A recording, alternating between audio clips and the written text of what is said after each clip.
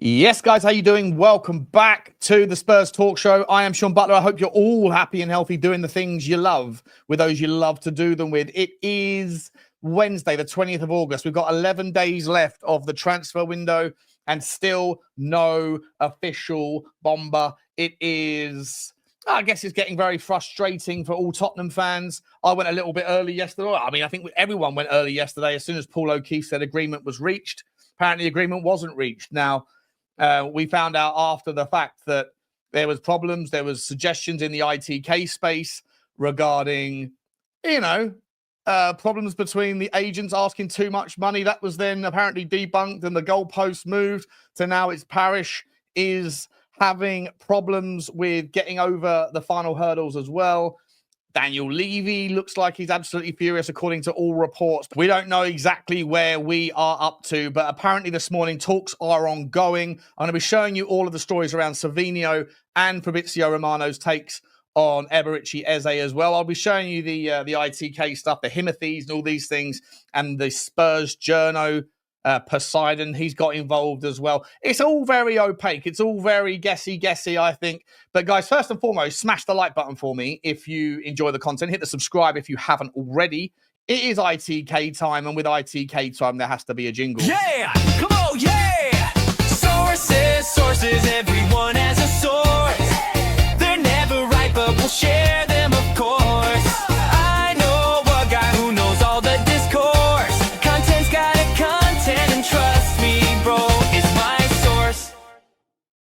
Anyway, guys, let's have a look-see at the latest from all of the ITKs that are knocking around. So Himothy came out. Himothy Reports, who's apparently very well respected in the Tottenham community, has come out over the last few hours, over the last day, and has talked all sorts of things about this story. He started basically saying that apparently there are small tweaks that are needed in the deal that apparently in the last minute, he started off by saying that it was the agents of Eze CAA base that are asking for more money, being greedy or something like that.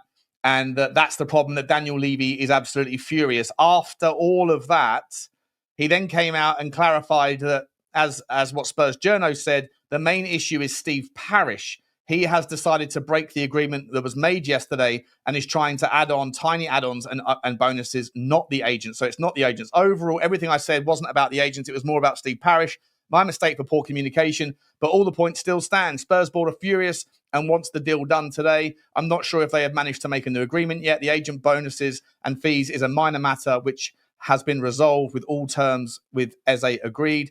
He then apologizes for getting things wrong, but he takes full accountability. Fair enough, fair play. I don't know whether this guy knows what he's talking about, but everyone seems to think he is on the inside track. Then at 8 p.m., he said, everything I know which is happening, all agents' bonuses were agreed. However, now Eze's agents are trying to squeeze out more after the club talks were agreed. This is why Daniel Levy and the board are furious. Spurs want this deal done today. They are still negotiating. Hopefully, we'll find out if there is an agreement soon. They won't be able to get any more information out. Then, as the night went on, they still haven't agreed on the agents' fees and bonuses yet. He says, genuinely sorry about the confusion. If you look at all my posts over the last few hours where I mentioned agents, replace that with Steve Parish. So it wasn't the agents, it was the Steve Parish thing. That's what he's saying. He's the problem. Steve Parish is the problem. If I'll be completely honest, if they don't agree a deal today, there's a chance Levy walks away. That's terrifying. That was yesterday. Then we've got this one here. The hold up, this is from Poseidon from Spurs Journal. Hold up on Eze is some last minute complications with bonuses and add-ons expected to be resolved, but complicating issues nonetheless. Daniel Levy is furious with chairman Steve Parish. We know Steve Parish is an absolute nightmare to work with. Then 11 minutes ago, just a little while ago, Paul O'Keefe has now confirmed that success-based bonuses are the issue. We are hoping for a breakthrough today. Palace have always wanted Eze for that Conference League game, as I've said here 2 days ago. So, in a nutshell, it's success-based bonuses. Maybe that means, how much do we have to give to Crystal Palace? Should we do well in the Champions League? Do we have to give them an extra £500,000 or an extra £1 million if we get to the quarterfinals or something? Look, I'll be entirely honest. It's not my money. but usually I do have a stance on the value proposition. But look, if the basic structure of the deal is 55 million plus 5, I still think even the fact that he's 27 and this is now like apparently archaic in sort of dog's years when it comes to footballer valuation propositions, I don't think that an extra million here or there is that bad when I think you have negotiated a very good price. For a guy that's 27, he's at his peak.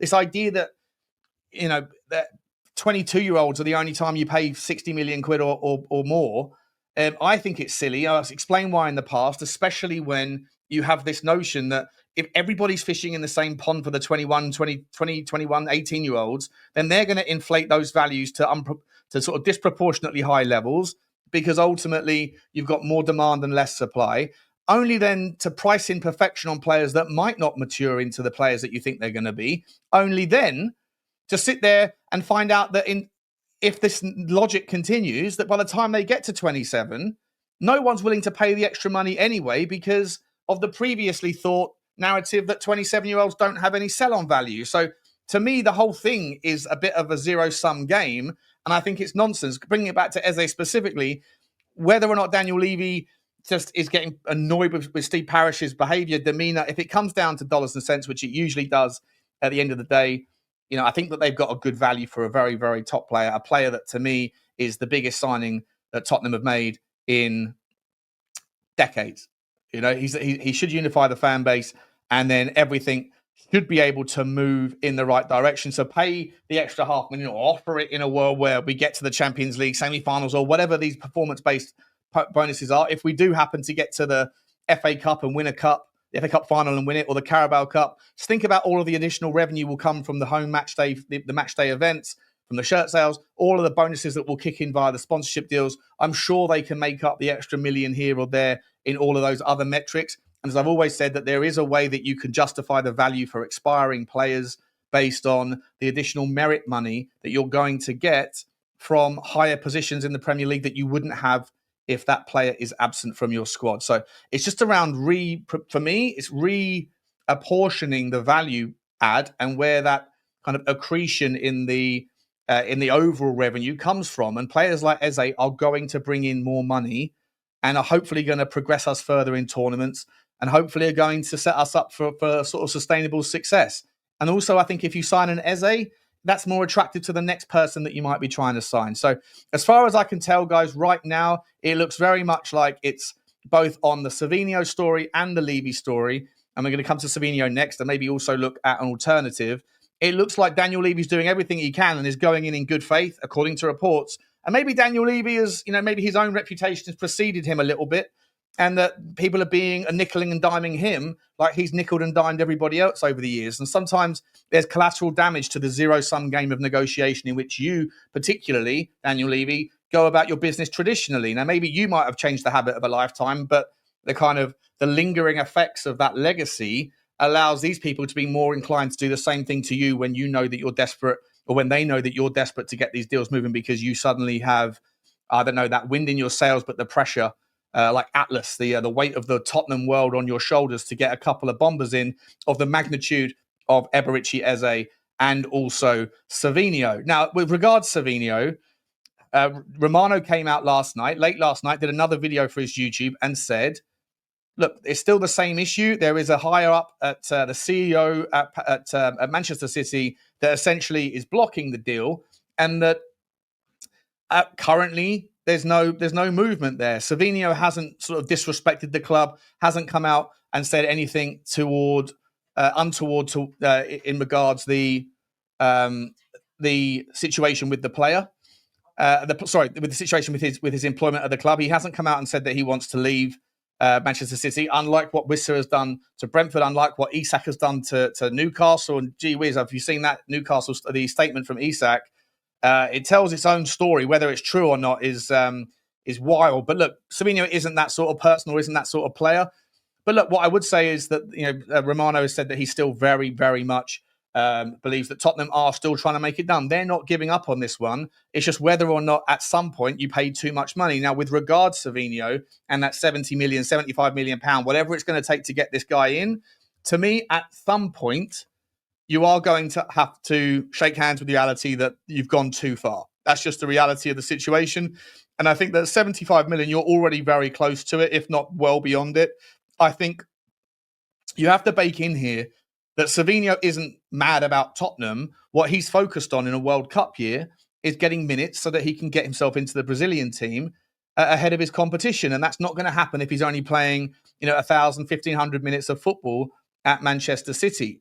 If he does come to Tottenham, I'm sure he'll be very happy to be here, be very respectful, but I don't think he'll suddenly fall in love with Tottenham and will be here for the next 10 years of his life. In all likelihood, unless Tottenham become an absolute Goliath, what he's going to use Tottenham as is a springboard. And then if in the future a Real Madrid, a Barcelona, or, someone of that kind of ilk comes in for him, he will also want to leave. The problem then is that Daniel Levy will have paid £75 million or more maybe for a player where Real Madrid are not going to sit there and say, we're going to give you 120 million unless the guy has absolutely smashed it out of the park. And on top of that, the increased inflation in transfer fees is a continuum like it has been over the last sort of 5 or 6 years. In that world, then maybe Daniel Levy might be able to get some more juice from the squeeze, but you need to leave some for the next guy. And that to me is where the problem is. If you can't, if he comes to Tottenham, has a couple of years here and then wants to leave, but Daniel Levy is desperate to get his money back, then you have to rely on somebody else taking the same train of thought as what Daniel Levy is doing now. And if that doesn't happen and Daniel Levy says, well, I'm not selling him for anything like the number that's being offered, then you might have a situation where you have an unhappy player who feels like he's being kept because Tottenham overpaid for him in the past. Why should someone else overpay for him in the future? That kind of narrative might be a problem. And if that is the case, then Tottenham have to think about that. I'm not saying that we should care, but I'm saying that will be part of the consideration within the the mindset of the owner and the various decision makers on the performance board at Tottenham Hotspur. So that's the consideration and the concern.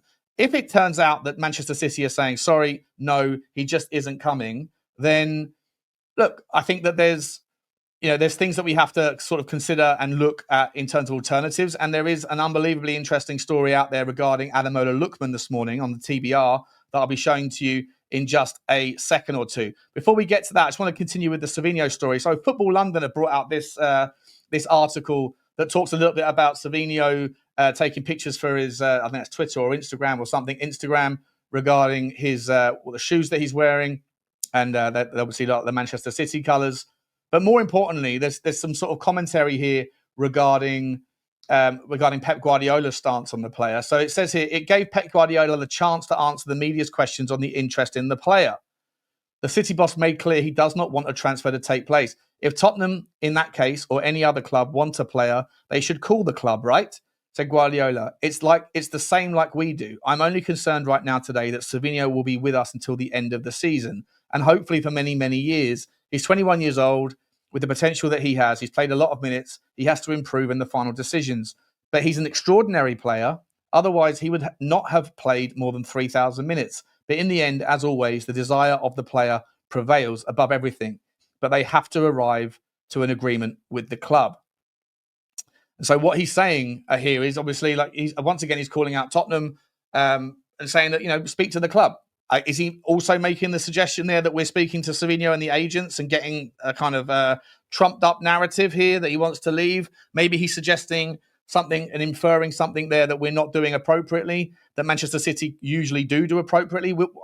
It remains to be seen. But ultimately, the narrative here is that he expects Savino to stay, but that the agreement has to be with the club. And the desire of the player prevails above everything else. So, again, I think he might be asking Savino, if you want to leave, bro, you got to let me know you want to leave. And if so, we can make something happen. But as thus far, Savino hasn't gone as far as to do any of those things.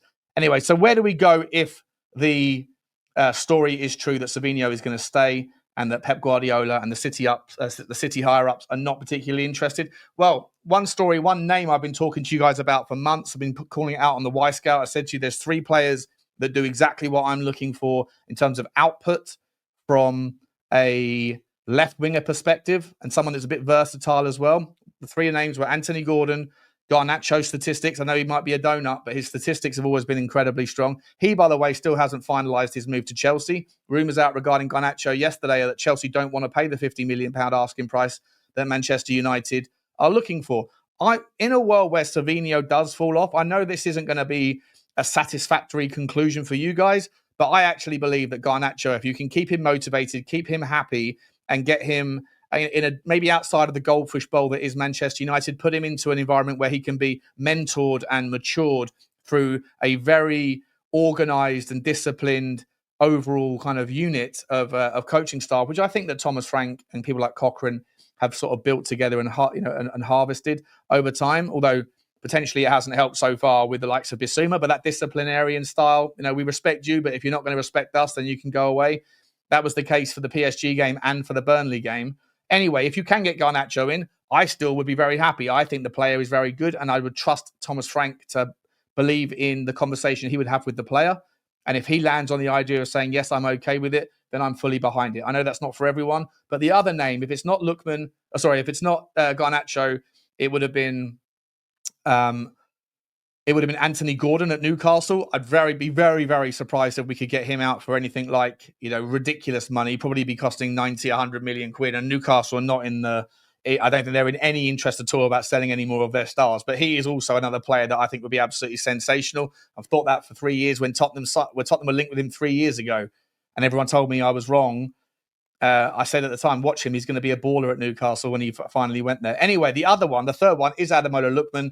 And this story today, it gives me a little bit of hope maybe that there's something going on here. TBR Football understands that Ademola Lookman's entourage and intermediaries are making calls and talking to teams. The Nigerian forward was set to remain in Serie A and join Inter Milan, but that deal has now collapsed and he is looking for alternative options. Lookman handed in a transfer request at Atalanta earlier in the summer in a bid to force through an exit away from the Italian club. The 27-year-old was close to securing the move away to Inter, but suddenly that is off the table and talks have started with other clubs.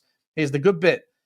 Ademola Lookman tells Tottenham and Arsenal he's back on the market. Ademola Lookman has had conversations with Arsenal, Chelsea, Tottenham, Manchester City and Aston Villa in the last 48 hours, Graham Bailey understands. The wingers camp have been in contact with these 5 Premier League clubs to inform them that his move to Inter Milan is off and he is again on the market. Lookman has been on the list of all clubs mentioned at some point this summer, but in recent weeks he has been prioritising a move to Inter Milan. Andrea Berta made contact with Lookman earlier this summer, and he could suddenly re-emerge as a target. Tottenham's interest in Lookman dates back to at least 2018. However, the Italian giants would not pay over £43 million for that, but that in theory would not be an issue for any English side. The African Player of the Year could now be an option. Bailey said, Lookman is hugely disappointed now not to move to Inter. His head was in Milan and he has put in a transfer request, which in itself is quite rare nowadays. But his people are looking at other options and there are big teams in England who would be interested. Tottenham's move for Savinho has stalled. Arsenal still haven't got their new left winger and Chelsea haven't finalised the Garnacho deal yet.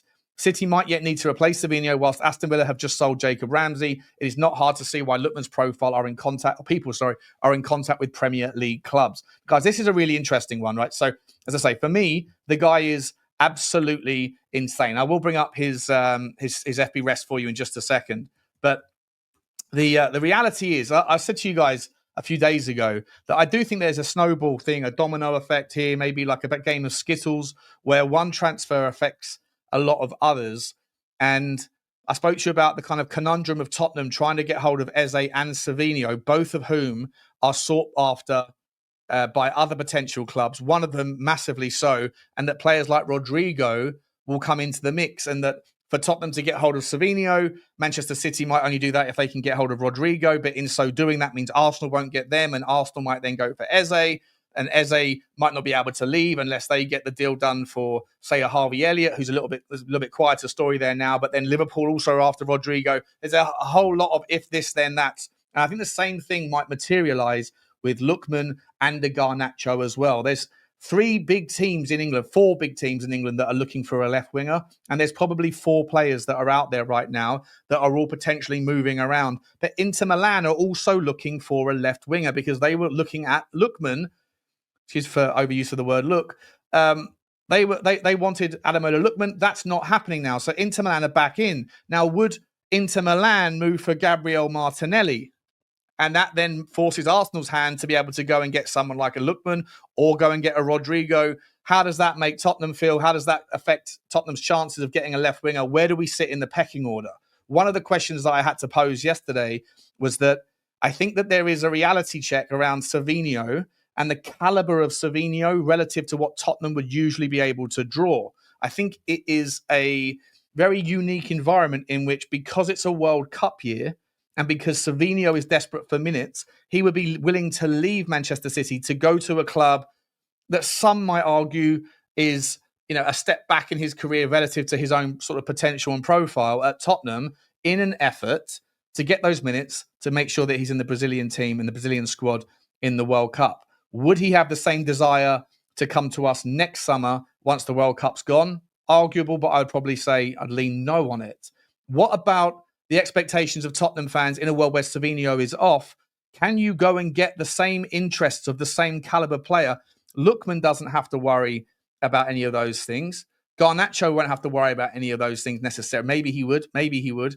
But other players like Rodrigo, other players like Malik Fofana, there's not the same environment of draw factors, variables that are going to entice a player to come. And potentially those players, current clubs, are not necessarily looking for or desperate to sell, don't have the same sort of requirements, maybe financially or other things that also play a factor in various different conversations. It's more than just the desire and the pull. Sometimes it's the willingness of the club. Sometimes it's third-party factors, like I say, minutes in a first team of a high-profile league coming up to a World Cup.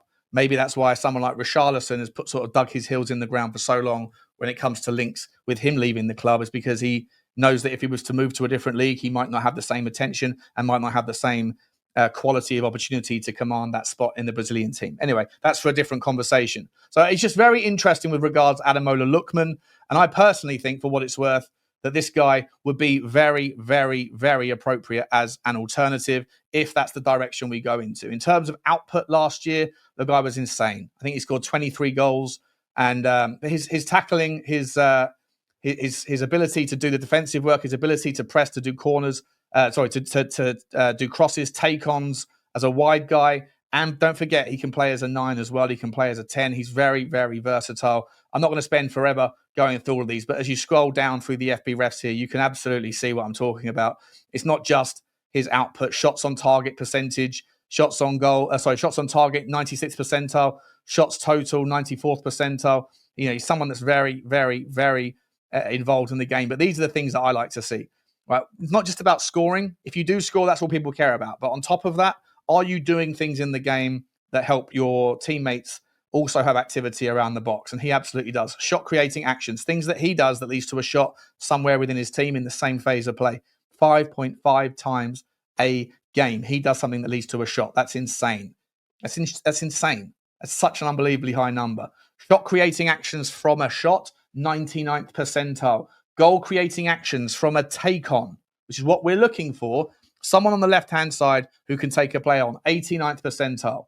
His carries, 70th percentile, 34 carries a game, 224 yards carrying distance. Progressively, that's 129. Very, very impressive. I'm not spend forever talking about the kind of value proposition of someone like Ademola Lookman. I've spoken to you guys about him that often. It's I'm sure it's kind of old hat to you by now. The other story that's out there, guys, is someone like Akliouche from Monaco, who traditionally plays as a right winger for Monaco but drifts into the 10. But he is very, very, very left-footed. Everything he does is with his left foot. He's one-footed player. Now, if Tottenham are looking for a left winger, if you're going to do that, then you're obviously going to see one thing from him, which is to go down to the byline every single time, which isn't necessarily a problem. But the reason why I have reservations about Akliouche as a left winger is that because he's so one-footed, that it will become predictable. And if you're a smart right back in that regard, you're going to show him the inside track so that he's going to be forced to go onto his weaker foot, which he won't want to do. He is very fast. He's very tricky. He's very technical. And a lot of people, myself included, think his best position is in the 10. He'll have more space to be able to do what he likes to do in the game. But Tottenham aren't going to need a 10 if you're signing Eberechi Eze, unless you're going to put Eze out on the left-hand side. And I personally don't want to see Eze be just the guy that takes people on from the left, because I think he's so much better than that and in terms of what he can do with the ball at his feet, that I want to see him a little bit more central. So it creates a conundrum in terms of what is the best way to sort of spend the money if not being spent on Savinho. For me, Lookman would be number one. Malik Fofana, a player that still hasn't found a new home yet, and the Premier League are sniffing, but it's weird because he seems to be willing to go to an Everton, and he seems to be willing to go to a Manchester United. He seems to be willing to go to an Aston Villa. He seems to be willing to go kind of to any caliber of team within the Premier League. I would love Malik Fofana. I think he is a dream to watch, and I think he's going to become such a fantastic player in the future. He's very much a left winger and a player that to me makes a lot of sense as sort of like a second or third choice. He's also not going to cost you anything like what Savinho is going to cost. Other options that have been thrown around there, guys, are people like Kubo from Sociedad, who is a right winger predominantly, a very clever player, very tricky player. I have question marks around his sort of whether or not he's physical enough for the Premier League. He might sort of find that a little bit more of a challenge, that step up. But also, he's a right winger. We don't need any more right wingers, do we? We need a left winger that's better than Mathys Tel and Odebear, and then we can sort of mix in all of the different variations and sort of combinations of forward lines as we would want to see. And it gives us so many options. For me, Ademola Lookman should be the guy that Tottenham absolutely exercise and accelerate and expedite the conversations with in a world where we know that Savinho is done.